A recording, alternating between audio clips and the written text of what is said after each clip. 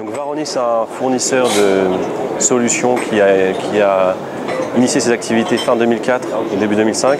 On a mis à peu près 18 mois à développer la première version du produit. Et l'objectif, c'était de fournir une réponse aux questions fondamentales du type qui a accès à quoi et qui fait quoi sur les environnements de données à l'époque non structurés uniquement.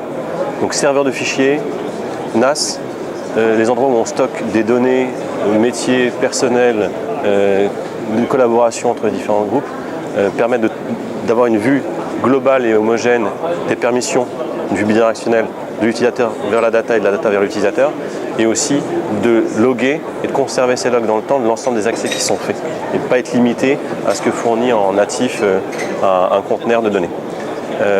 Alors, c'est effectivement les questions de base. Au-delà de ça, on l'agrémente avec des fonctionnalités poussées où on peut mettre des alertes sur des anomalies comportementales.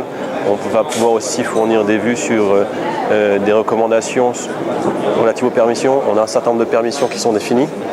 On a un usage qui en est fait et on se rend compte après 6, 12 ou 18 mois qu'une partie des permissions ne sont pas honorées ou plus honorées, et donc on peut proposer au métier des recommandations pour révoquer certaines permissions, typiquement dans les changements de service.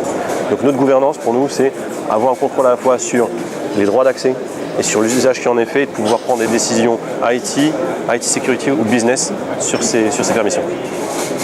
On a étendu aussi notre domaine de compétences au départ qui était essentiel sur les serveurs de fichiers et NAS à d'autres plateformes, et ça a été à la demande de nos clients, à la messagerie notamment, donc avec Exchange où on peut savoir les délégations qui sont sur des boîtes mail. On peut aussi tracer l'ensemble des activités email et savoir si un mail a été ouvert, si une pièce jointe a été ajoutée, rechercher par pièce jointe, etc.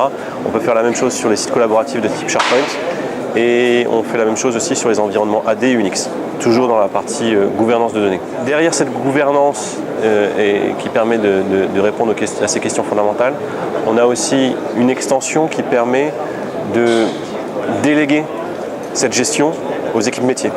Parce que c'est un non-sens aujourd'hui que l'IT gère les droits d'accès. L'IT doit maintenir une plateforme, mais n'est pas à même typiquement de dire si une personne est habilitée à accéder au dossier RH. C'est une décision des équipes RH qui doit être prise.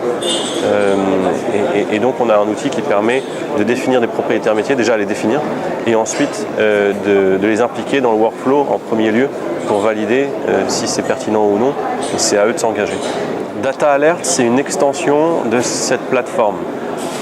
Au-dessus de notre plateforme de gouvernance Data Advantage, on a des modules complémentaires. On a évoqué Data Privilege qui permet de faire de la délégation, mais on a aussi d'autres modules comme DCF qui permet de faire de la classification ou DTE qui permet de faire de la migration automatisée. Data Alert, c'est une option qui permet, je dirais, d'apporter la notion de temps réel. On a essentiellement développé nos métriques, nos statistiques et notre analyse sur une consolidation de l'information. Une consolidation sur plusieurs semaines, plusieurs mois, plusieurs années, de sorte à pouvoir modéliser des comportements uniques de chaque individu, d'analyser les comportements déviants et de fournir des alertes a posteriori à J+1.